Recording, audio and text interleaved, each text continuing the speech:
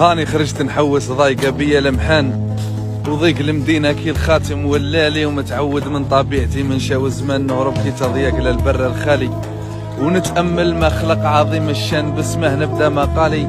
تربينا في الباديه واحنا صبيان، وقعدت الصوره راسخه في خيالي، كي نتفكر هيوة تاع العقل النسيان، نتفكر فيها الشباب الغالي، رحالة كل فصلة وكان موالة والمال عزر حالي. نتفكر من كنت صغير وكان متولع بالخيل لهب مشعالي، افراسات مهار وحصن زينب دان، هذا يلعب ذاك يرضى هذا فالي، وتشوف الخيل مصدرة شهو القومان وزويجة من هالبارود يصالي، ويلعبوا بسبع مكاحل كاين فرسان ويسل السكين والعود يشالي. وتكلم ربي سبحانه على الخيل في القرآن وحده لا شريك ولا آلي، وبعد الركوب يزين للإنسان العادية تزيد وصل وقرالي. وسبحانك يا جعل من الخيل ألوان دقة في التصوير صنعك مثالي.